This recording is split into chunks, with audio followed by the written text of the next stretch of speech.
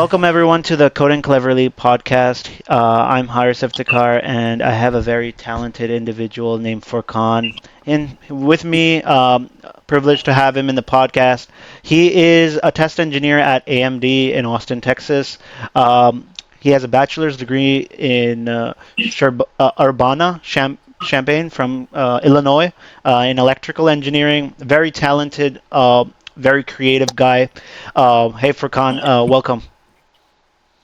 Hey Harris, thanks for inviting me here, and thank you for the nice introduction. Yeah, I'm Yeah, hoping that it's gonna be helpful for everybody. Yeah. absolutely. I mean, your journey is very interesting, and we can like just start out from the very basics, like when your early childhood and upbringing was.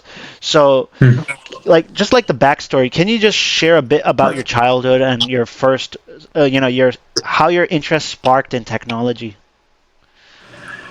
Oh, that's a good one. It's a little deep to go. If I were to, yeah. I mean, since I was a kid, I always had interest in technology. Like I always like when I watch a TV, like I would always wonder how does it work? Like, yeah, we got this like image here, the video playing the sound, but I always like wanted as a kid, like I was like I want to know like what how does it work? Like what enables this? Like the same with the computers. So I always had that interest, and I was always into like math and physics. I was like enjoying those classes the most. Like I know like I never liked biology, even though it was interesting. I was like, I can't do it, too much memorization. But give me like a like integral question. I was like, yeah, I love it. So I did have an inclination. I think part of it is also because my father, even though he himself didn't study engineering, he owns a manufacturing business, and he works with a lot of engineers. So I would like he would take me in the summer. Some summers I went work with him, and like I would like just do some harnessing the cables and stuff. So I guess that I'm also thinking like maybe that's why that drew me into electrical engineering Okay, more, because I was usually on the electrical department when I went with my dad. amazing. Um, Other than that, like I guess more into why I chose the field. When I was like looking into it, I knew I wanted to do engineering, and I knew I wanted more technology. Like I wasn't into like civil or any of the mechanical stuff. Even though I find it like interesting, but I was more into. I was like, yeah, I want to know about the computers. Yeah, And when I was like asking around, like the thing that caught my attention, or like what kind of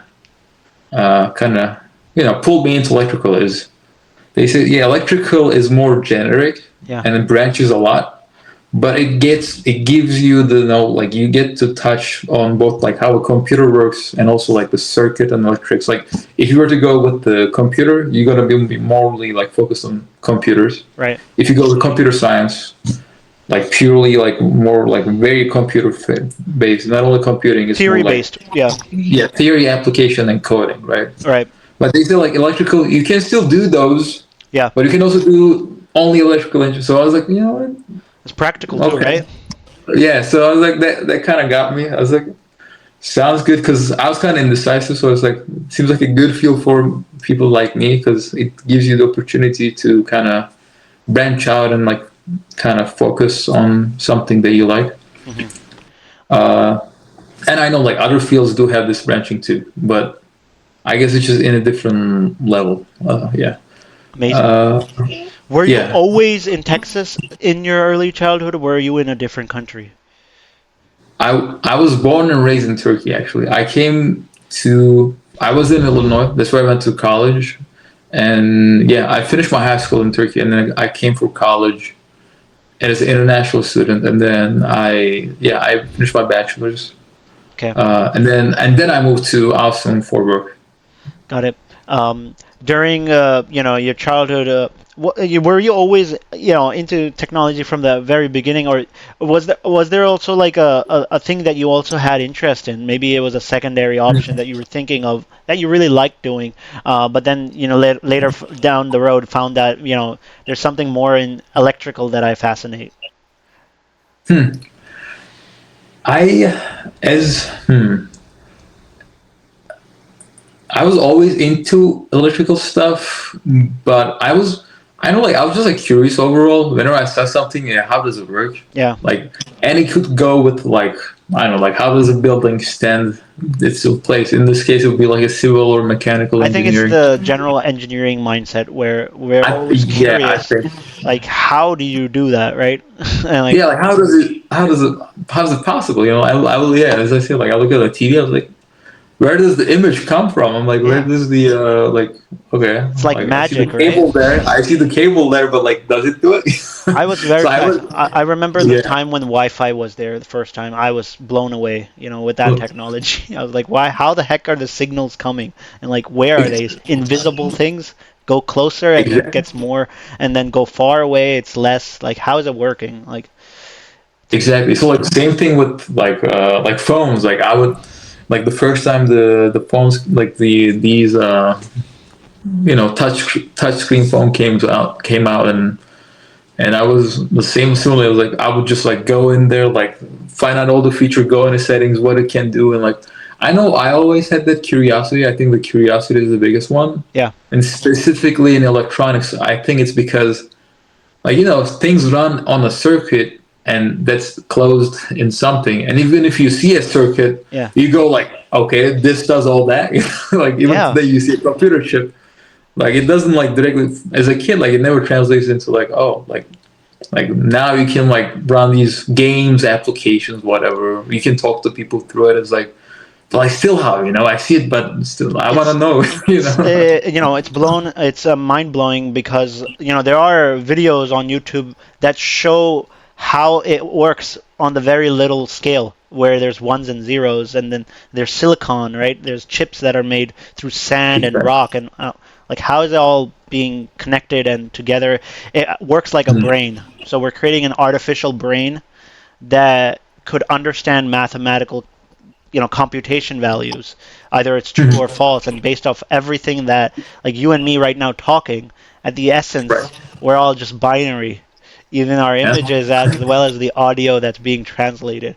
Yeah. It's wild. The pixel, the I don't know, whatever the encoding is, it may be just like color coding, just 8 bits each, and then it translates into each pixel and then display whatever. Right. Yeah. And I remember like I was having a course back when I was doing software engineering bachelor's degree from PUCIT. So that was in Lahore. And what we did in a computer networking course, and that course like we understood like how signals travel one place to another, and binary and analog signals. And then we had that this audio thing, that audio transmission, where your microphone qualities determine how many bits your microphone can process. So the lesser the bits, the audio isn't that great, but the more the bits, right, the better the sound. So it's all like binary. Yeah. Yeah. Even like when I heard that too, I was like, when I first learned, oh, it's just like binary, like what is it, like ones and zeros? Yeah, That even like sparked more curiosity. I'm like, wait, like that's even like yeah. more interesting now. And then we created abstract layers on top of binary, so we can like directly communicate with a computer machine with its own native language, which is zeros and ones. But it's practically Mhm. almost like say close to impossible. People have done it, but it's too much time consuming. So we've Mhm. created abstract layers where it's an intermediary where we're not directly communicating with the computer with its native, but we're talking in a language that's not also native to us, but it's like a high level source, like a programming language, like C++ Right. or something. And that is also not directly understood by the computer. It needs a compiler to translate Mhm. that into source code. I mean, source code is already the high level, but it translated to machine code so that it could Right. understand. Yeah. Yeah. Layers upon layers, and yeah, now you have like Python languages like Python, like where you can literally read and like even if somebody didn't code can kind of guess at least some basic code. Yeah. Like when I was doing like C plus plus, maybe just like doing C out, like some like random guy might go like, wait, what is C out? But now like Python just prints, right? Yeah, that makes sense. It just prints something. Yeah. The And wonderful now thing, yeah, please continue. Yeah. now it's becoming just like maybe a tangent. Yeah, also like it's becoming more available to more people. Even like I think back then, I guess as it was still developing, which still is developing, but like when the first C came out, or like C++, I assume like it was way more kind of more foreign to people, just some regular guy on the street. But now with the like more higher level coding languages, it becomes more available. Like even if somebody who never touched Yeah. code before can like kind of pick up Python like basic level in a Right. short time. And now we have AI. I mean, not even get like now, like it's getting to a point where you're like, yeah, you don't need to know coding. You just like talk to a computer to code for you. It's fascinating where, like you were mentioning, like we had C and C++, and it was pretty foreign to a lot. Like it Yeah. required a lot of Even time that to high level, right? That's above machine. Yeah, that's above. which is still like very easy, good in communication with the hardware, right? C, especially Right. with its limited keywords, and you can like basically create an entire operating system with that, um, compilers. So, and then Python, these languages are created by C, based off of C language, and where you keep going higher and higher, the language becomes slower in speed, whereas in C, the speed is pretty fast. Yeah, that's I guess a trade-off. Yeah. Okay, so how did your university experience prepare you for a role like this company, and how was your university like back when you were in Illinois? Good question. Yeah, I'll say one word: challenging. Okay, Definitely challenging. I mean, the double E courses really challenged me, and I do benefit from it a lot. At the time, I did suffer, yeah, like a lot of my peers. Yeah, long hours just studying the homeworks and this and that. But like after I got to my job and started working in the field, I recognized more of like the wisdom behind it, if you will. okay, Because at the time you suffer, like, what are you like? What is this? Like, this is unfair. Like, it's just difficult. Like, and like when I look at I remember like I would look at the exam scores of like, what, like we would have this like semiconductor class exam, the first exam we'd get out. I think like exam average was like 25% or something. I'm like, how are they satisfied with this? That means like you're not teaching anything, this and that. But I also realized this like part of to push us. So my experience was it was challenging, and I realized it's on purpose, okay, and I do benefit from it. And I realized also like the way our classes were structured. Strictly, I'm talking about doubly in EC department in electrical engineering courses that too in Urbana-Champaign in Illinois, in right? Champaign. An electrical Yeah. engineering department. So we had the electrical and computer engineering department. Okay, So those were one, and we had in that department we had computer engineering students and electrical engineering students. okay, And like overall, they had a similar structure, and like a lot of the classes, core classes, were shared. okay, So what I realized is the way the classes were structured are they give you like the foundational knowledge in the lecture, like basic stuff, theory, right? okay, Hey, this is the subject. Here are some equations, very basic stuff, okay, and here's some basic examples. So they give you that introduction in the class, okay. and then they give you a homework that like, and the questions are nothing like you've seen in the class. You literally like you look at it, because like my always innate like the first thing is like, okay, I'm gonna go back to lecture and solve the homework question. No, could never do that. I had to go, but what it forced us to do is like go open up the note, like all up the course material, the books and stuff, and then I would find some of the answers. Even then, you need to obviously do your own interpretation, right? And that kind of I realized what it enabled was to be able to teach yourself. Teach yourself. I realized the courses, the way they were structured, they teach students more than the subject, they teach them how to learn. And that helped me in my job a lot, right? Because I go in, I'm like, I don't know any of this. Yeah. But now I know how to kind of like go about it, what steps to take to kind of get to a level where I know this stuff, like how to teach myself pretty much. So I, I think that's one thing I realized unknowingly I gained that knowledge by through that suffering. And I didn't do great at college, by the way. I mean, some classes I did great, some not good. I'm here with the same boat. I mean, my GPA is not one of the best in the world too. It's around like 3.05 or something, 3.07 in total. But at the end of the day, I know in our field in general, a lot of the things what matters is the skill set and how you pass your interviews and how much you can gain out of those courses. Um, did you ever do like group studying? Did that ever be effective? I know those are places where like you're pretty lost and you have an exam that's coming up. I remember Yeah.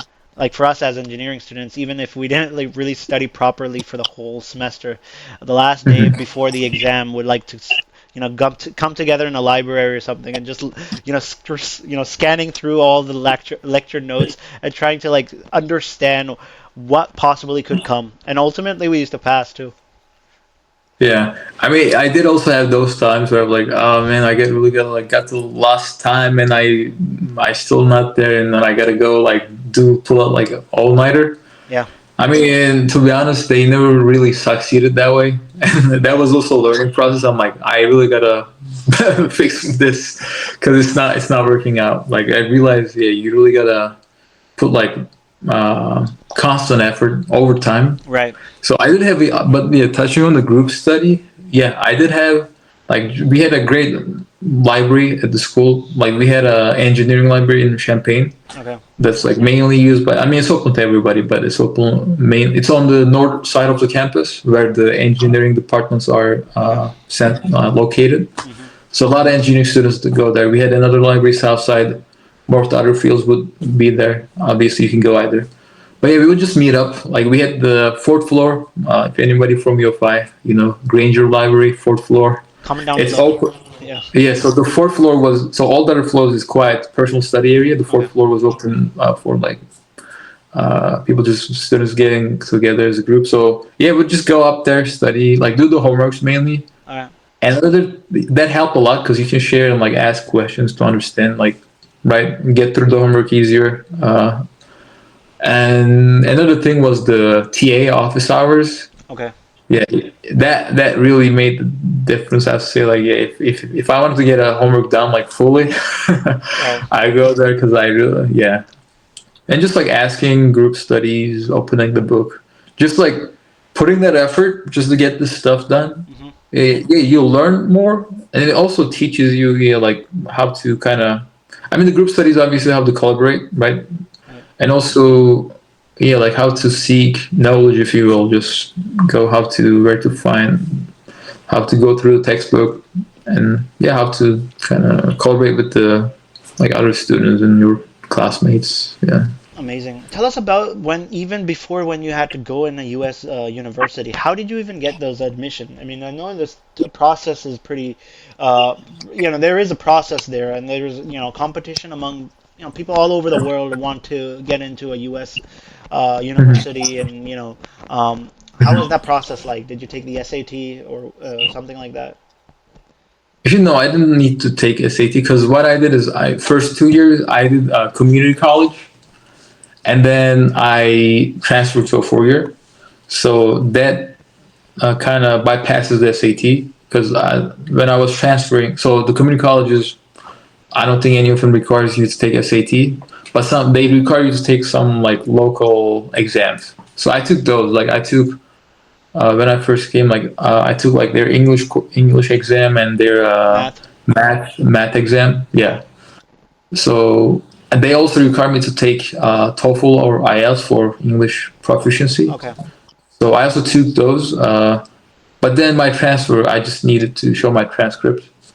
Uh, I also had to take the uh, English exam again, and schools do differ on this. Like UFI requires you to take it anyways, Okay. even though I'm coming from another U.S. college after 2 years. But so that was my yeah. So I did community college. It's easier to get in. It's less expensive. Yes. So they save you. So I think that's a good route if somebody wants to save money and like if they were not prepared, which is like me. Like I wasn't thinking about going to this till last moment, and then when we made the decision, I had like nothing. It's like, and then like no, like I wasn't prepared for SAT or anything. So I just ended up going to community college Within the to save same some state? money. Within the same Chicago state? Yeah, I was in Illinois. Yeah, my Okay, community college was also in Illinois, and Illinois. then So people also, this is a big, for me, when I was, I made a mistake. I used to call Chicago a state and Illinois as oh, like the city. It yeah, was the opposite. I don't know if other yeah. people make mistakes like that. Yeah. Well, I was making the mistake when I first came. Like I was saying Illinois because I didn't know. I was like, oh, there's an S at the end, and Yeah. then I was quickly fixed that it's Illinois. And, looking back, what was the turning point that helped you, land that first role in your industry? I know you, like, suppose you completed your electrical engineering and you got your bachelor's degree. Were you like applying for jobs during that time? I know the job application process is completely, a different whole ball game together, and countless of rejections commonly for everyone. So how'd you go about that? Yeah, so I had one internship before that. I mean, I had a couple internships, and they were both in Turkey. I had like one like one at like I was doing some embedded like what do you call just like embedded software engineering stuff and Embedded some programming. circuit stuff. Yeah, embedded programming and some circuits. Okay. My internship. But when I was it last year, that's when I started applying. I wasn't very actively applying during my time. I don't recommend this. I think I got lucky afterwards because I kind of focused more on it after I graduated. Yeah. Um, and then it kind of went pretty quick for me. Like for AMD, for example, I submitted my application. After a week, I had a return. They reached out for me for return. In fact, I think I was reached out for a different role, which is what I have right now. Okay. And then the following week, I had the first screening. That was followed by three technical interviews, and then a week later, I got the offer. So I think the whole process from them reaching out to me getting the job was just like 3 weeks. That's quick. And like if you count the application, like a month. So it went fairly quick for me. And again, I think I got lucky. Wow. Uh, So you had a return offer, meaning did you do an internship there at AMD too? no, it was a. I did my intern. I did an internship in Turkey actually. Okay. But Yeah. but based off of the application at AMD, so it was after your graduation, right? You already had your Mhm. bachelor's in your hand, Yeah. and you were basically applying online, found some role on the website or something on Indeed or LinkedIn, and then Mhm. you got your three interviews done, technical, and then Yeah. So maybe on that note, I applied through this website called Handshake. I don't know if you are familiar with it. Have you ever seen this before? I applied and I got my job through that website too.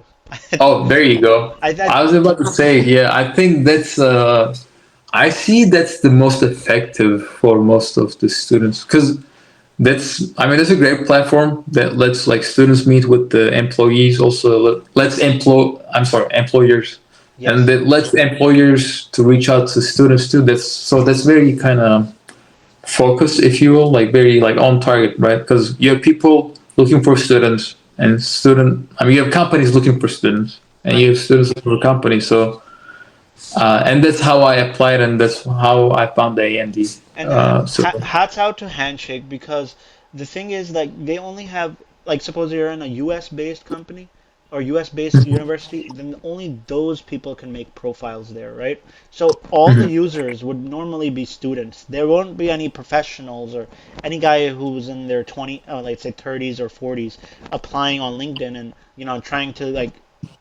Yeah, you know get the job market.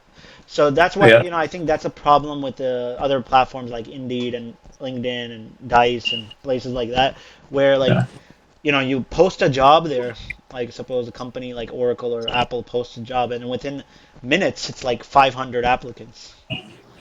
Right, yeah. And in fact, like for students, I definitely recommend like before you go anywhere else. I mean, sure, go through LinkedIn, Indeed, whatever is good. Like you can go through the company website too. Just Right.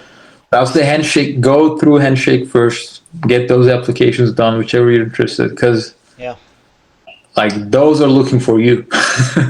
Wow. The other one, like, it's more generic, as you say, like, and you have like hundreds of applications going, but here you're just like competing with people like you, Right. and they are looking for people like you. So I definitely that worked out for me. Let me see that worked out for you too. So, Yeah. but What? I'll definitely recommend you a handshake for people like looking for like application platform as a student. Yeah, that's I think the way to do it. Amazing. So what's your current role and or technical insights? We're just gonna dive into some of these questions. Uh, what does a typical day look like you for as a test engineer in AMD? It can change a lot, like based on what phase of the project you're in. So my work is like very based. Like we have products after products, so we go like just handle each separately, and we have like teams for each of the projects. Okay. So my day to day is just working on like for as a test engineer. I work on like the test plans, and like we do a lot of characterization, debugging early on, and just bringing up the test program to a point like it's production ready. So a lot of the we gotta check a lot of the quality, Quality like quality control. quality control stuff. Yeah, Okay. that's important in the test, right? We work with quality team. We work with some of the architects. It's a lot of data. So when we test these devices, all the tests we obviously just get a lot of data based on our test, and we analyze them and make decision based on it. Okay, how we want to test the chips, and how we want to like what kind of test we want to do. What kind of like the specs we want to test the chipset. So yeah, that's day to day. It's just working on these, and again, these are all like depending on the phase of the project. If it's a new project that's just started, we have like a pre-silicon time, which where we kind of um, just do early investigation of the design and the product, and like gather information as like how do we want to test the chip, what are the requirements based on the design we have, and then once we have the actual chip in hand, which is called the post silicon, that's where the most of the work we do. Okay. We start debugging, and then if everything looks good, we get on with the characterization, and then we set our like final test conditions, and then we do and like test time reduction and some yield improvements, all that stuff, and just trying to meet the metrics that are set by business, whatever is needed. Are you Yeah. manufacturing all these silicon chips here in all the Austin office? Is there like a Well, warehouse? no, AMD is established, so AMD outsources all the manufacturing. Yeah. Where does it source it from? Mail TSMC is our manufacturer. Yeah. Okay, so it's not in the country, somewhere else. Yeah, TSMC. I mean, This is a Taiwanese company, so most of their production is in Taiwan. They're opening up a factory in Arizona now in the U.S. as well. Amazing. So I'm seeing that you guys do post pre-silicon and post-silicon. So pre-silicon is basically where you have those simulators, right? Where you look through a system and see how the circuit would look, flip-flops, transistors, and all these kind of things. If I'm correct, So yes, but I on a don't work on the breadboard, simulation side. on a So breadboard. that's Okay. sorry. Can you say that again? On a breadboard, those the pieces Oh, where they have those gates, logical gates, and flip-flops. yeah, I do know. Like there are like we have teams that like simulate the. So yeah, there's like Verilog designs and all that, like transistor level Yeah. design and everything. There's also softwares that evaluate like the performance, the thermal performance, like the speed and all design. But I don't work on all that. So we have like design teams specifically working on this kind of stuff, Okay. and architecture teams that are doing this stuff. For testing, we pick it up at the like end of design. Once the design is finalized, You have all the the piece in simulation your together. hand. You have the thing in your hand, and then you're testing it through, different things, different machines. Or But before that, we get involved. Like before that, even. But we get like once the design is finalized. I know there can be some touch ups with the design teams before Yeah. to maybe like to discuss some of the earlier generations like tests stuff, right? Because when they design, they need to account for testing too. Yeah. There's a whole field called DFT, design for test. Okay. They just like make sure these devices are testable, that we can test them. Hmm. So so there's like some involvement, but like I was never involved with that kind of design decisions. There are other teams that are doing the design, all the stuff, the simulations. Hmm. Where we come in is we come in after they finalize the design, Yeah. and then now they have these like there's a design validation team which comes up with like how we're gonna test the device, pretty much based on the design, and they do the test simulations, for example, and then we mainly work with them because they give us these test cases Hmm. for us to then run on actual silicon. So they will simulate the tests and say, okay, this looks good. Go test it on the actual device. That's where we like start touching base with them. They tell us, okay, here's what I have, and like we discuss with them. Maybe we ask for something special, or like or like we just check on like do a check, like we review it together, say, okay, looks good, good to go, and then we pick it up. And then when the actual silicon hits, when we have the device now in hand, we check, okay, are these working as intended? Is there any issues Hmm. either with the test cases we have or with the actual silicon itself, right? Right. We can catch like problems with the test we are using, or maybe the test is okay, but the silicon itself is a problem. There may be some problems or whatever. So we're trying to find those, and yeah. Amazing, amazing. I love that. So I know you guys have big competitors like Intel and you have Nvidia. NVIDIA. So where is AMD here? AMD, I mean, we're definitely surpassing Intel. I do know, looking at the numbers, like we are getting more and more market share. And I know the last Ryzen product, desktop product, has been, I think, outselling everything else on desktop space. I mean, fact check me, but Right. yeah. So AMD is definitely making a big leap in the industry, like a pretty great products now. And yeah, with Nvidia, it's more top up. You see, they have a lot of presence in AI and graphics. Yeah. But Nvidia is definitely like, uh, I mean, It's at another least like gamer's choice, like for video gamers who want right, yeah, powerful machines. AMD Ryzen, big. yep, yeah. So Ryzen, yeah, I think that's the thing. I think now people realize, yeah, come to like meet more, more and more AMD products. Yeah. And graphics side, I'm not more familiar because I myself work on the desktop products, AMD desktop products. Okay. In fact, I work on the workstation parts, AMD Ryzen Threadripper line mainly. But like my team works on the Ryzen, like the gaming product and the some other stuff too. So I know in we call it the client, but in the desktop space, we are we are making big improvements in terms of the market share and the products we put out there. Yeah.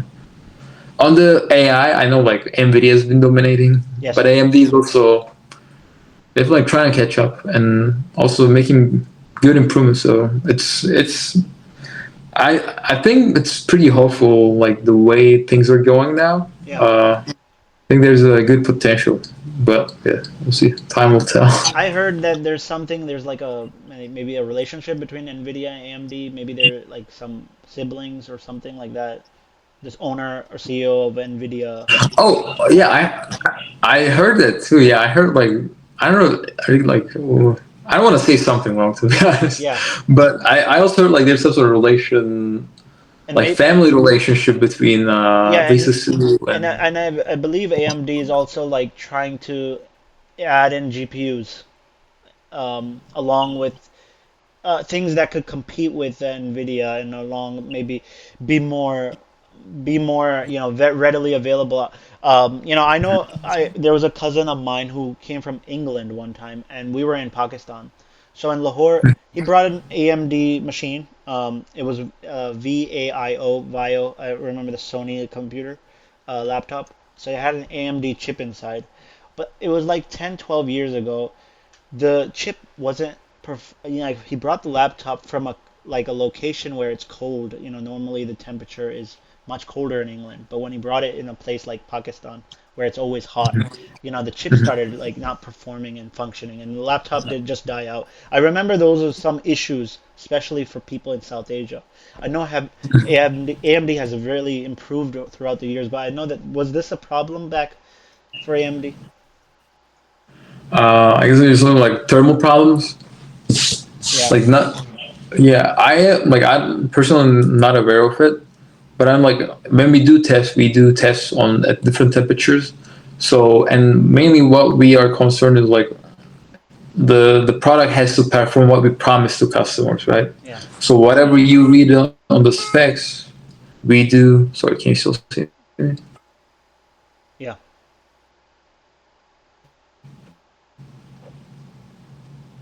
yeah. Go on. Are you able to see me? Yeah, I could. Oh yeah. So we do tests like at different temperature at cold temp, hot temp, and like we do see how the device performs, and like we make sure that whatever is promised as a spec to customers, those cases are checked out. And I don't know. You said it's a very old product, so I couldn't tell like what the Yeah, problem is, and I'm not aware of it. But I do like the devices themselves do have the thermal controls, right? So you have to have a good cooling if you want it to perform well, because hmm, when you run it fast, they can heat up, and then you know what it does. It needs to protect itself, so it's usually going to cool itself down by running a little slower, right. let itself cool down, right? That's to protect the device, and that's enough, yeah, firmware of these devices. So in that case, maybe there was an issue with the control. I'm assuming. Right. You guys are But all ideally, like they have a given temperature range, they can safely operate like for a given number of years. amazing. You guys are manufacturing CPUs along with GPUs, correct? Yeah, yeah. Oh, also, by the way, given, yeah, so we do, to on the question, yeah, we do graphics and CPUs, and like we also do like some AI chips now. Okay. Also, just going back to the earlier point on the dead laptop you said, right? Right. As a laptop, yeah.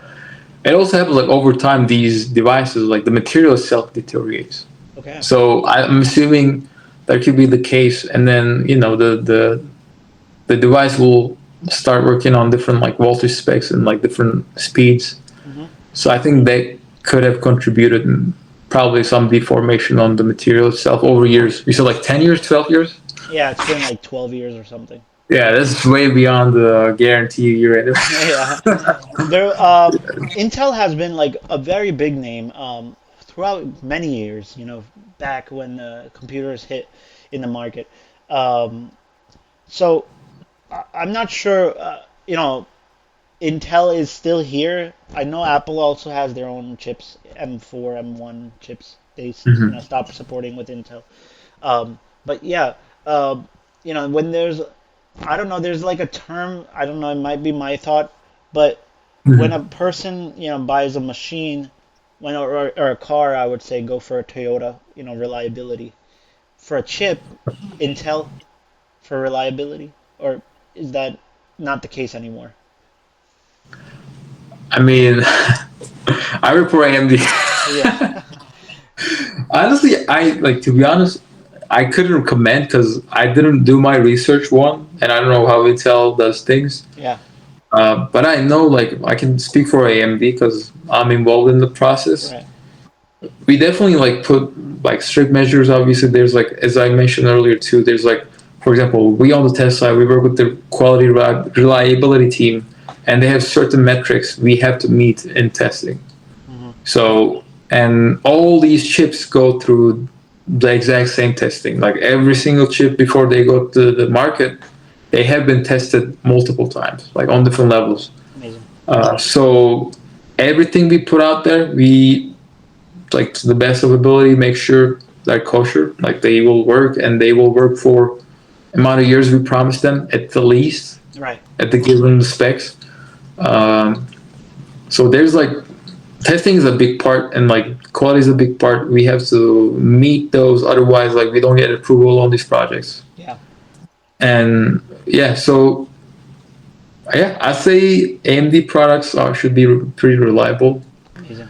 And I know like yeah, there can always be defects like maybe right here and there, but ideally there shouldn't be. I mean, we should like millions. I don't know like number of. There's also like DPPM. We also calculate these like these DPPM. I don't know if you ever heard like Yeah. effective part per million. We do all those calculations and like we have a good estimate of like what's going to be. And yeah, overall, I think I mean MD products are pretty reliable. When, what is your most like favorite AMD chip so far? Just your preference right now. My preference. Well, I think the last Ryzen X3D product is the Ryzen 9. Okay. So yeah, I would say yeah, I think that hit the market pretty good, and I heard like they can't keep it on the shelf. So I think I mean I don't have it myself. I don't have a desktop anyways, but Mhm. that's like the big thing now. Yeah. Interesting. I might be wrong, correct me, but are we there yet where we can have CPUs to GPUs, like a thing that could be converted or used at once? Like, is there a technology like that existing? Can you clarify that? I didn't get it. So if So, there's like a unit that we create or chip that works both ways as a GPU along with a CPU. oh, uh, I say no. I mean, the distinction between CPUs and GPUs, I mean, very inherent, and that's why we have the distinction too. So a CPU is designed in a way it can do computation very fast speeds. Like the clock will run like 5 gig and above, right? Like these new like they're trying to hit like 6 gigs now. Five But gigahertz. what also it does is it doesn't have a lot of so it will do one thing pretty good, or like what depending on the number of cores it has, Yeah. it will do these like computations uh, like pretty fast and like one line or like multiple threads, maybe multiple cores, and that's like the amount of data you can process, and like that's great for like running applications, like running like a C code, maybe write a C++ application, or like a computer application where it's more compute intensive. It needs to do a lot of arithmetic, and I mean a lot of it needs to process a lot of instructions. If you remember, I don't know if you ever seen like a ALU arithmetic. What was it? Arithmetic logic unit, Logic unit. Right. where Yeah. it solves mathematical computations like arithmetic, Yeah, plus it could do like minus, basic add. Yeah, depending multiplication. on how it's designed, it can do like yeah, add this and that. It can also like fetch data from the memory. I Yes. mean, run that operation. It can write. It can I don't know move stuff around like this stuff. So what CPUs are designed for? Do those instructions, do those operations super fast. So I want to run those machine instructions on the lower level like super fast back to back. So it's like but what GPUs are more designed for is more, Graphics. yeah. And what graphics require? It requires a lot of data processing because all the pixels, like there's a lot of data, and like, and you want to be able to do them at the same time. So Yeah. they have more input, more output. They do basic arithmetics, right? Adds multiple. I don't know exactly, Yeah. but like they do those like basic math operations on like in parallel, so you can like the throughput is way higher for those graphic calculations. So yeah, they're designed just so it can do a lot of graphic operations simultaneously in parallel. Right. CPU is more like yeah, I want to like run very fast because I need to in my game I gotta do all these like run these instructions to get like to Multitasking, right? One of finish the logic. Right. Multitasking is one big thing for CPUs where, Oh, CPUs. there's a concept of threads. I know like 4, 8 threads, cores, how many cores are in that CPU. Where in a GPU, I know there's gigabytes. Was it 4 GB gigabytes of a GPU or 8 GB gigabytes or something like that? memory, yeah. And yeah, of memory. And I know what the one thing is, like the arrays, like the values are computed in a an array format where there's so much information and they need to like cross multiply dot matrix and stuff like that. So Yeah, a lot of matrix operations for GPUs, yeah.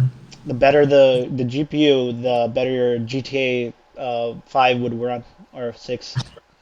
Yeah, that's the stuff that required for lower FPS, and I mean both go hand in hand, yeah. Because you need the graphics to be fast, so you get the display. Also, you also need the logic of the game, if you will, running Right. on time, right? To tell the GPU what to output. We're almost wrapping up with our podcast. We'll just have a little fun questions at the end. So, like, Okay. in terms of like hobbies, what do you normally like doing? Hobbies. Well, I like working out. I'm into calisthenics nowadays. I was never like too. I was never able to get like too like regular with it, but recently it's been going well. So that's what I like. Also, I like just hanging out with friends. I think that's a big part that I enjoy if I'm not working or if I don't have much to do. Just getting together with friends, like catching dinner, just having conversation, and yeah, So, gym, do you like calisthenics? I know like it's more of lean muscle, right? yeah, lean muscle, more body. I work more body weight. Yeah. I'm also getting into it, so it's been some time for me. Um, Yeah. so, what about video gaming? Are you ever interested in that particular field? I stopped playing, like it's been like good 2 years now that I haven't played video games. Uh, like I was into it. Like even in college, I would play. I was like very into League of Legends starting in high school. Yeah, that's pretty famous here. Yeah, My that's cousin pretty. played too much, yeah. Yeah, I did like go up and down, but I was like playing it regularly with friends, and I think that was the last game I was still playing. But yeah, I kind of stopped. Now I'm more into again working out, hanging out with friends. I like football. Hey, if we get together with the Yeah. friends, I'm competitive about it. Oh, you're really good at it. Okay, cool. I mean, I've seen people beating me, so I'm not gonna say I'm very good because I see some people, Well, man, they're like, you're gonna be better I than me. can't see the ball sometimes. It's a complete sport in itself, and I guess there's big championships, tournaments for that too. Um, Yeah, yeah, like but that level I'm nowhere close. But in a friend setting, I'm very competitive. awesome. Yeah. So right now, if I would say if you weren't an engineer, what career would you be doing right now? If I wasn't an engineer, I was also into just like science. In fact, I remember like when I was a little kid, like whenever they asked me, "What do you want to be?" I was like scientist. Scientist. So I think I also see myself in a lab, like working on some physics project, maybe. Like I was into physics too, or maybe like some materials, Chemistry? Chemical equations? chemistry. Yeah, I also like chemistry, not as much as physics, but yeah, it's chemistry maybe or like Honestly, any other. Hmm. I love physics myself. I was fascinated with time relativity theory, and Cool. all of that was like we started with first law of motion, second law of motion, Newton's laws and stuff like that. But when we really hit that field of relativity and space astronomy, that's when my interest peaked for physics. Yeah.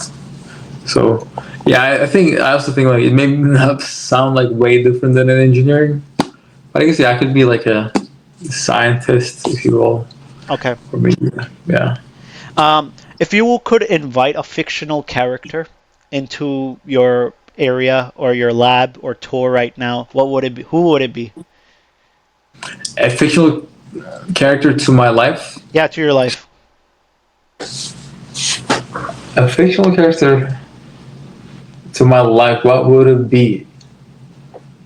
Uh, I I'm like for like I don't know how to think about this. Hmm.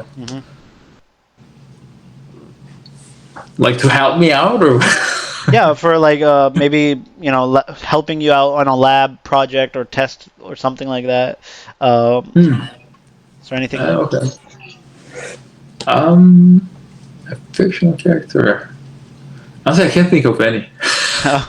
Okay, Yeah, no. no problem. So any favorite movie, TV series, or book of all time? Hmm. I don't watch a lot of movies or TV series, but I did enjoy the Breaking Bad. It was a good one. I know it's very famous, so Yeah, I just looked into it. I did enjoy. Yeah, I guess that's what I would say. awesome, awesome. Any last words you would like to say to the audience?